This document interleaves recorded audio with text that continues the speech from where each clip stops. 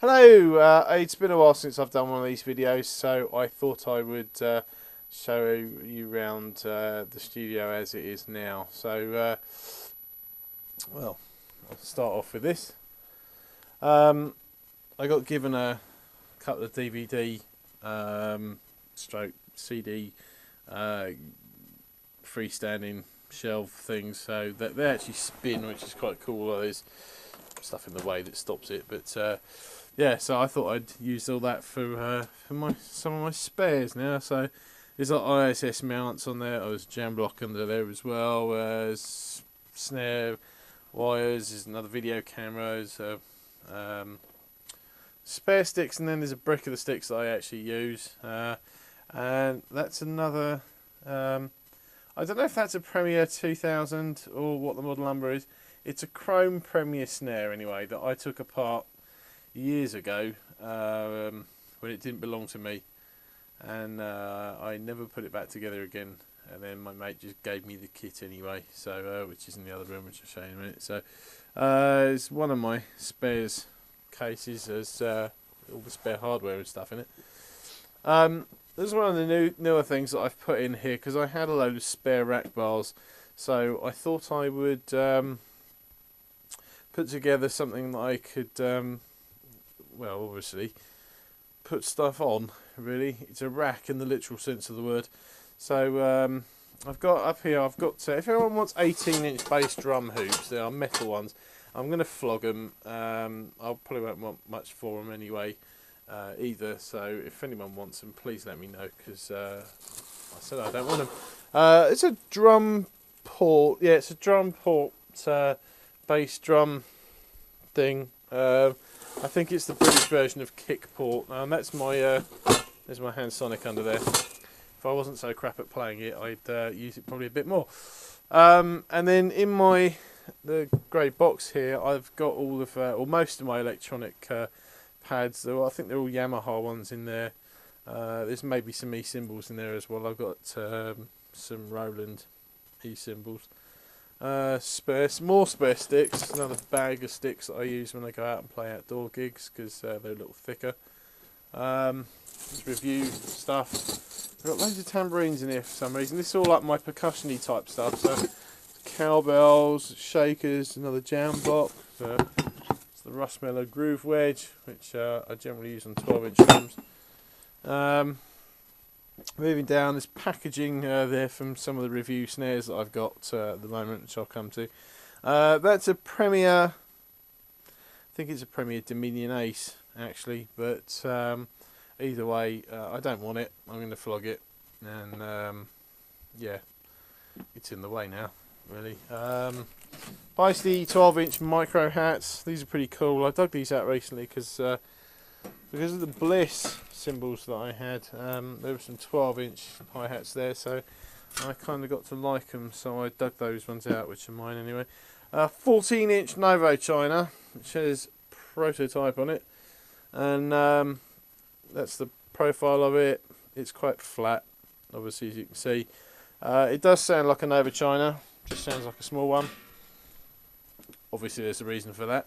I'd say it sounds, if you dropped a medium weight baking tray on a hard surface, that's what it sounds like. Pretty cool.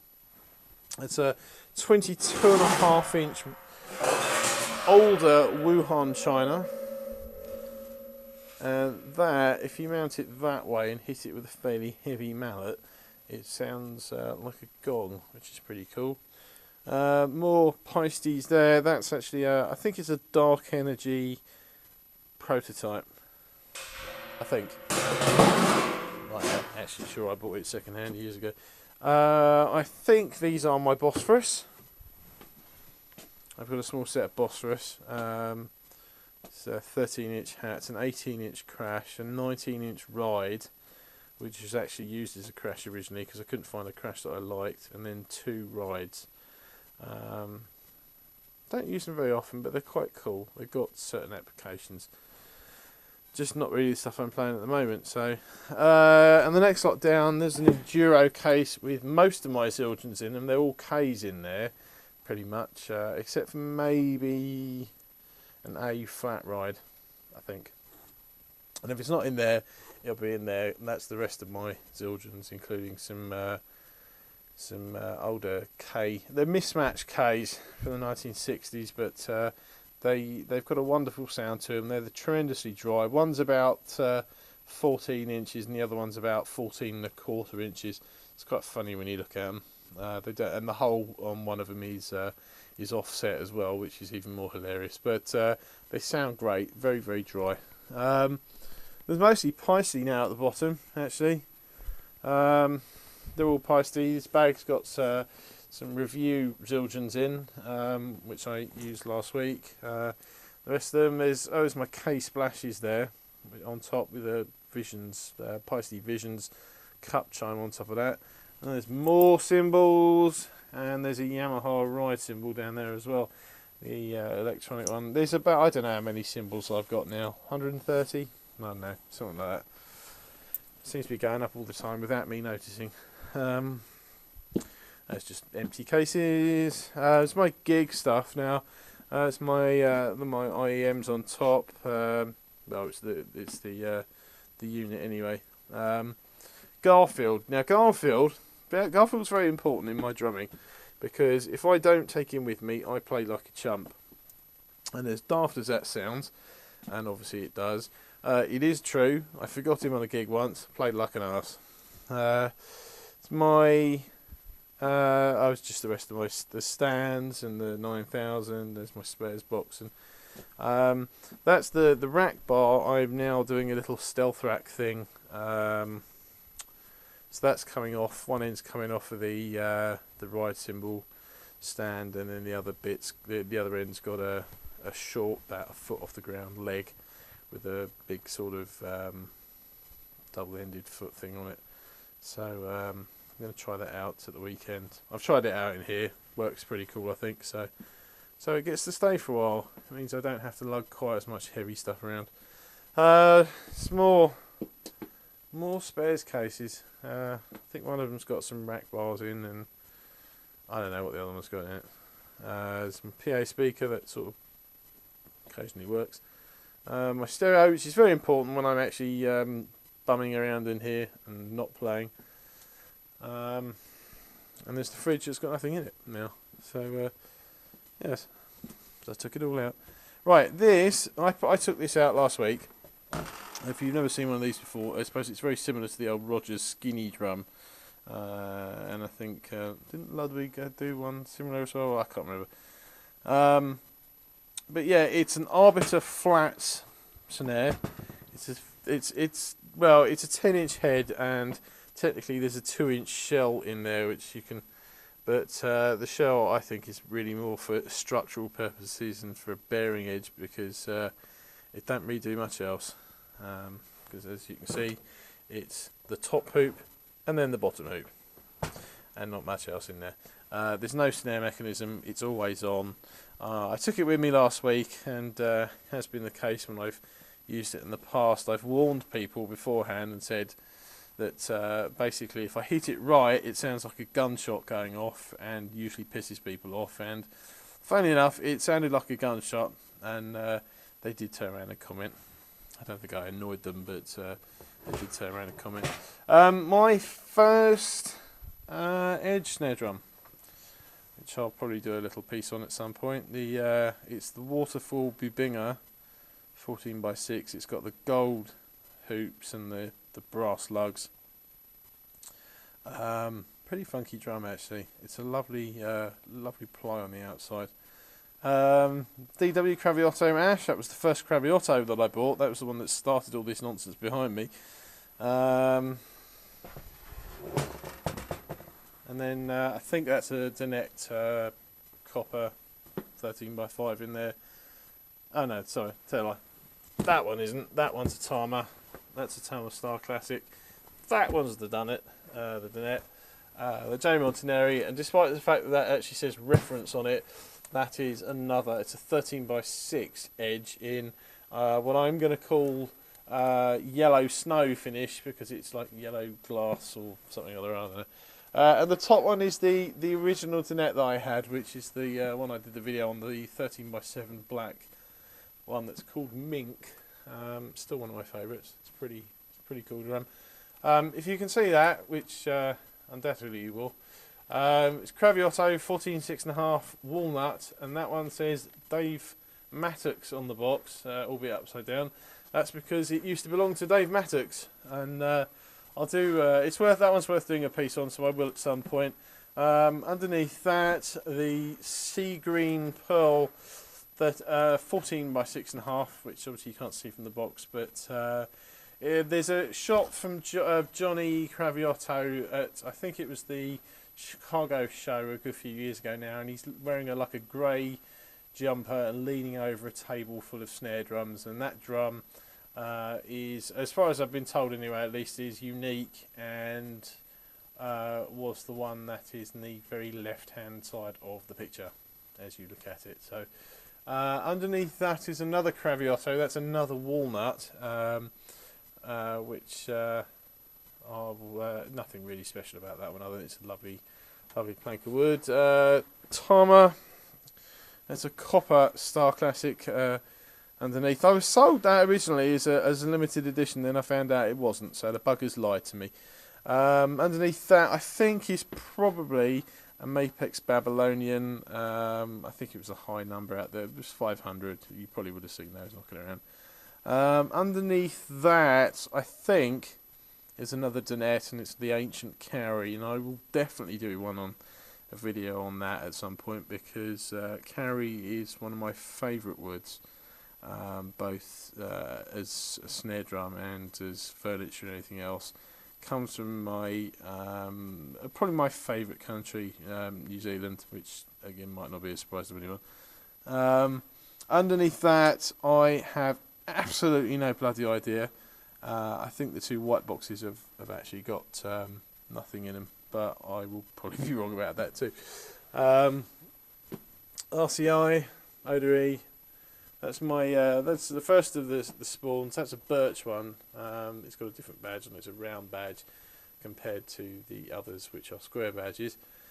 That's like my Steve Jordan drum. It's a 16-ply birch shell, and it's cranked right up, so it just kind of sounds very Steve Jordan-y. So it's spawn. Can't remember what the wood is on the left one. Carbon fibre, 24-ply maple. That one's a Tama 10 by 6 steel, I think. Underneath that is it's an older Premier snare drum, and I can't remember what the line it was from. It's sort of an XPK, but wasn't an XPK. I retired it. I've had it about 20 years. I retired it probably at least 15 of those ago, because I kept breaking the. I think I kept breaking the joint where the screw goes through to the shell from the lug. Don't know why, I just kept breaking it. I put an old 70s Premier die-cast hoop on it, so it's a very low profile hoop on the top, making it sound a little bit different, but so I haven't really played it in years. Anton Fig, fabulous drum. That's the Bird's Eye Maple Tama Art Star from the 80s with the wrong hoops on it. Should have die-cast hoops on it, and the bearing edges were recut by Gary Noonan before I got it.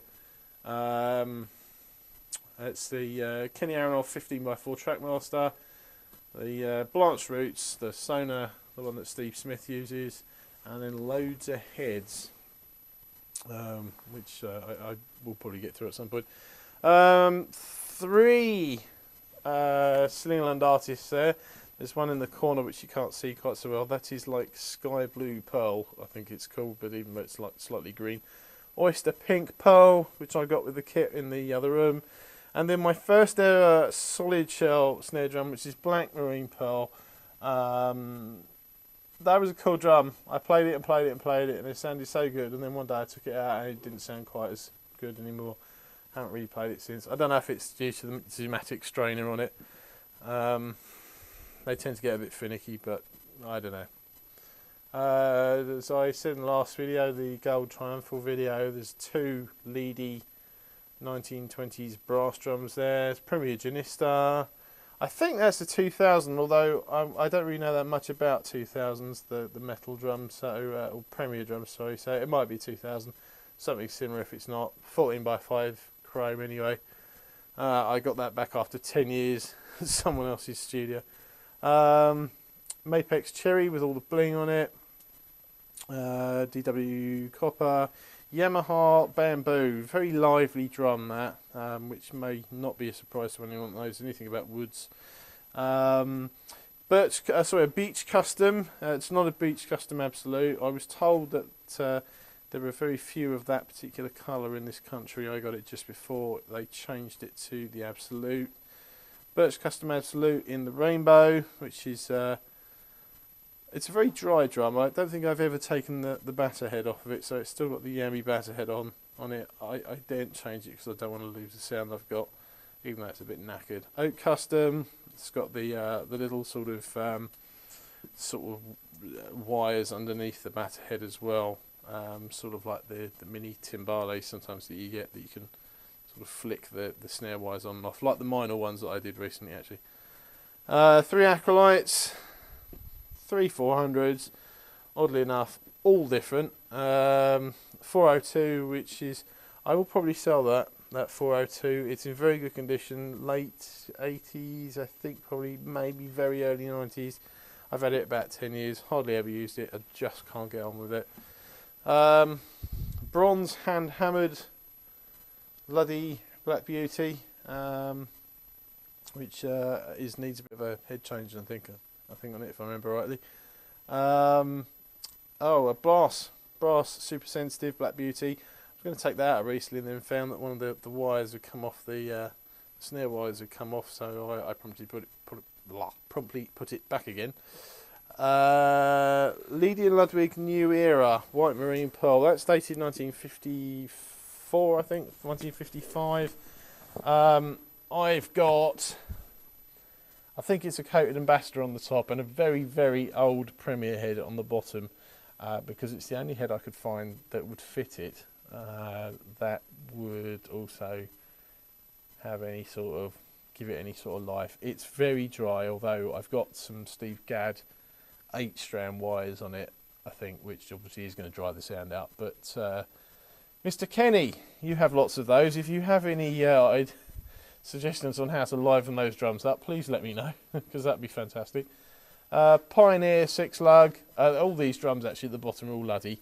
So green, gold, green, and then WFL Super Classic. It's a player. It's not a collector, that one. But it was a great sounding drum last time I played it. I don't really play the vintage stuff that much anymore. Don't really think I need to at the moment. I mean, the reason why I stopped going into the vintage stuff in the first place was because there wasn't really that many, tremendously nice ones around. Because they're all in the States. I think Mr. Kirotto has most of them, doesn't he? And Mr. Carlos. Well, there you go. So that's all those. At the bottom, more still 12-inch snare drums in cases and stuff. And there's up the end there's a Tama 10x6 wood. It's the same as the one up the top, really. And there's my. I think there's some posties in there. This drum is. You can get a decent look at that. It's a Tama Star drum. I've got that to review. It's one of the brand new Tama snare drums, and I have to say I took that one out to play last week. It was fantastic. It really was. It's absolutely lovely. It's Tama seem to have. These are actually the first Tama drums that the website's been sent, and they are really cool. The one underneath I've not played yet, the one in the box, that's an SLR. It's a metal drum of some sort. I haven't looked at it yet, really. But that particular drum, absolutely fabulous. I'm not quite sure what the wood is, but I can't say enough nice things about it, to be honest. Sounds absolutely wonderful. Obviously, you've seen this website before. Or in fact, if you've seen anything of me before, lots and lots of Craviottos. And just to prove, obviously I have posted photos of me with all of them, but look, there is stuff in them, and that one's got a piccolo in, which lights why it squeezes down so much. And just for a change, there is actually a drum in there as well. There isn't one in there. No, there isn't one in there, but there is one in there, and because I had to take it off the kit in the other room. So there you go. They're all the Craviottos in that rack. I moved that in here from the other room since doing the last one. And this is the all of the snare drums on the first few videos that I kept pointing to and saying it's in this rack, this pile over here. I moved the pile, so that's them there. So 2 Highwood Hallmarks, CNC. It's the abalone one though, which is kind of a. I guess you either will probably love it or hate it. I'll get that out at some point in the future. Noble and Cooley Piccolo, it's a solid shell. It's a 14x4, and then it was the second of the 3 edges that I bought, and that next one up. But it's a 14x7 edge in. It's not. I think it's like something black velvet or something. I don't know what it was. It was a black sort of black and white streaked sort of finish. Anyway, tremendously heavy. Although the Highwood is actually heavier, not by much. But I think in the green case it's another Noble and Cooley. It's the Alloy Classic. Drum art in this one from Italy. It's an olive shell with. It's a segmented shell. It's about 2 inches thick. That's the case for the AK Gold, but it's got a Spawn hybrid in it, which is maple, acrylic maple.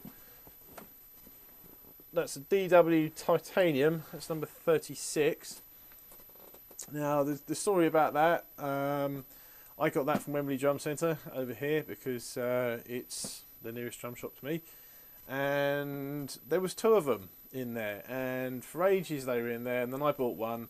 And the other one stayed in there for ages and ages and ages, and then when I went in there one day, it was gone. And I was talking to them, and they said, "Oh, we sent it to a guy in Australia's bought it." And I went, "Oh, okay, well, fair enough." Yeah. Bit I think unusual sending a drum over here to Australia, but didn't really think that much of it.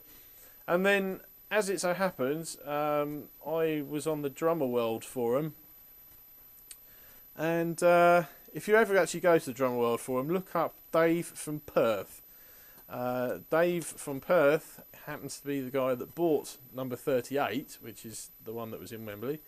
And he's a tremendously nice guy. He has, whereas I sort of got loads of Craviottos, he got loads of drum workshop stuff, although he does have a few Craviottos as well now. And he's a tremendously nice guy. He has these amazing drums. And there's lots of photos, or you certainly used to be, on the Drummer World forum. Fantastic drums, and I don't play it quite as much as I did because I've got other bigger, sort of more heavy-duty drums now. But lovely, lovely drum. Top one there is another Donette. It's the Ashlyn. That one. No, it's not called Ashlyn. I can't remember what the drum's called now, but. It's a cherry anyway. It's a 14x5 cherry, and the one on the top there is just a empty case. And then down here, I got 2 Cannon toms, 2 Pearl Cannon toms, but I've got Dog. Garfield looks after this room when he's not out gigging with me. Dog is in charge of the whole studio, and in the other room is Animal, and you'll see him in a minute. But so that's the pecking order around here. I've got this big box here. This kick drum case is actually just full of other cases and stuff, and I got my D Drum 4 pads in there, which I really should sell. And I have 2 boxes. This is where my life really doesn't suck sometimes. Not that it does anyway, but 2 boxes of Zildjians, absolutely full of Zildjians this time around as well. All A's. These are sort of, I suppose, either new or revised models, because I know that the New Beat line is not a new line, because I have some from about 30 years ago. But I got given these to review. They sent 4 sets of hi-hats over. They sent, I don't know how many crashes, to be honest, 8, 9, something like that, and a good few rides. I haven't even looked in these ones, to be honest. I took out a load of stuff from the top, and I will pull some more out maybe tomorrow or well Saturday when I go out and do a gig, or when I fancy it. It's really cool. And obviously I will have to write the review up and do the audio for them, but it's really nice to play with new cymbals, because I haven't got many cymbals, obviously. Okay, that's in here. This is like the snare drum room anyway, and next door. Okay, so this is the, well, it's I suppose the drum kit room now, because it's full of drum kits, obviously. So this is the Craviotto kit, which again I'm not sure if I had the last time I did a video, but you know, the old studio. But this is the kit from the Kylie Minogue Aphrodite tour from 2011. It's in whitewash finish. I will do a separate piece on this as well, because it's well worth it. I have a little bit of a story with it as well. It's a tremendously cool kit, not only to look at but to play. Best bit of money that I've spent in a while. I've got some more review Zildjians on it as well. This one's pretty cool actually, because it's a sweet ride. It's a 23-inch sweet ride. I've never played a 23-inch cymbal before. I've only played a 24 once, and with the girly little sticks that I use, it sounded quite entertaining, because it sounded like a little fairy was dancing on it. But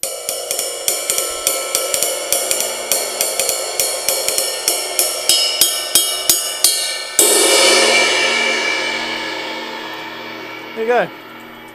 That's what that sounds like. It's pretty cool. Oh, this is a Tom. This is another one of the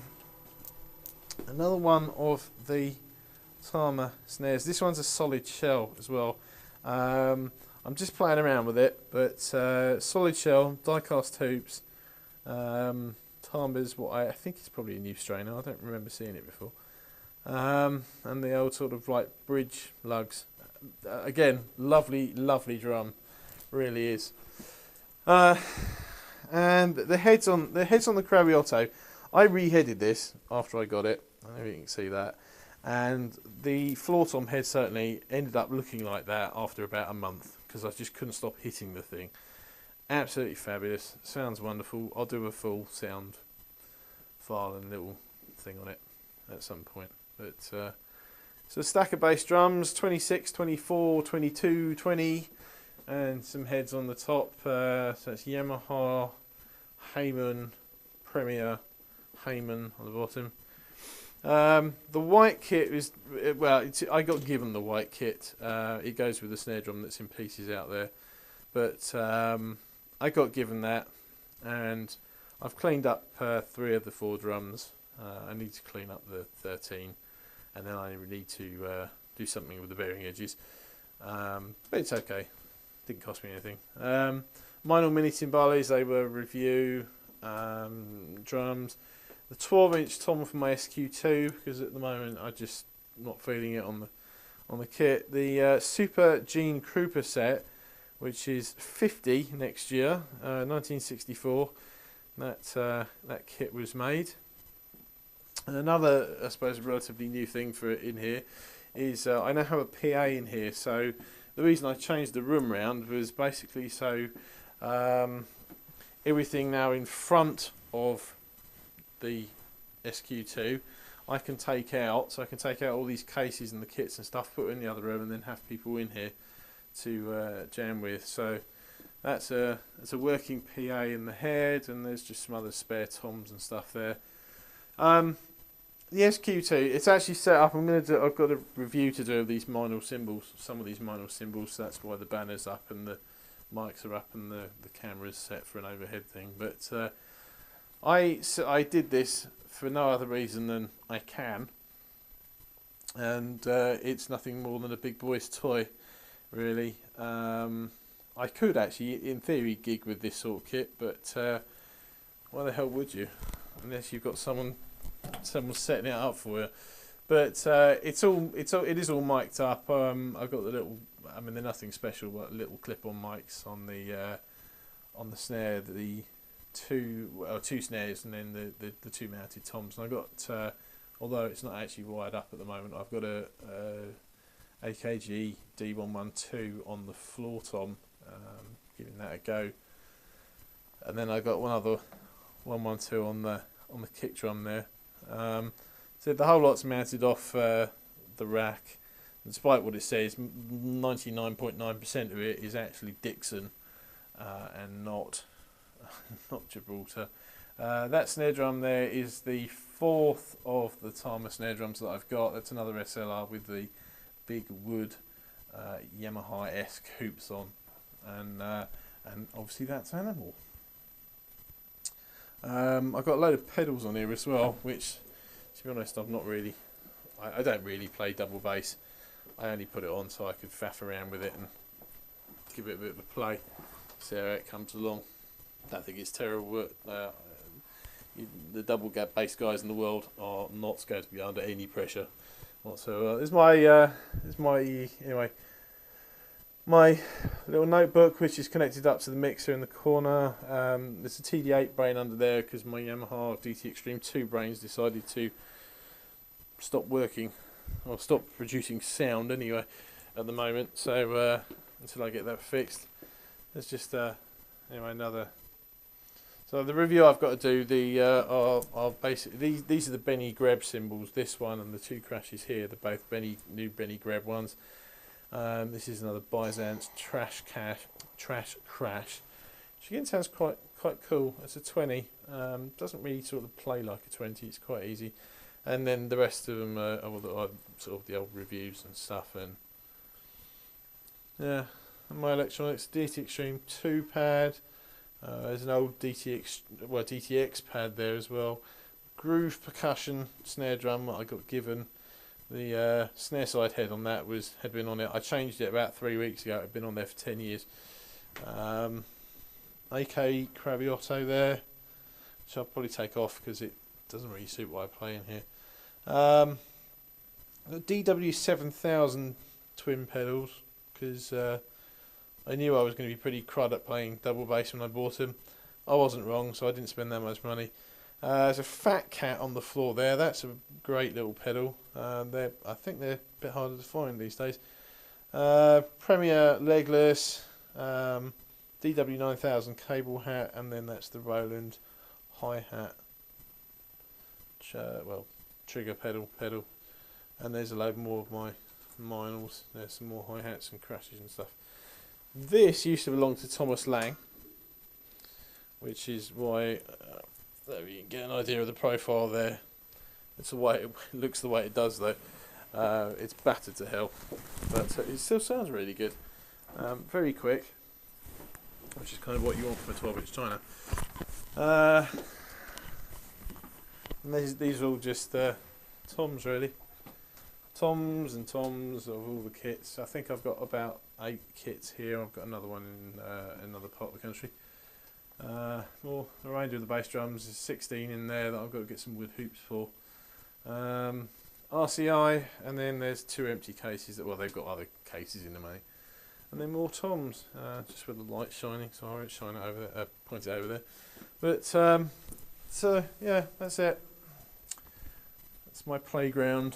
So yeah, it's kind of cool in here actually, I've got to admit. I have a lot of fun, and yeah, there you go. I'll leave you with that sentiment. Keep calm and party on. See you later.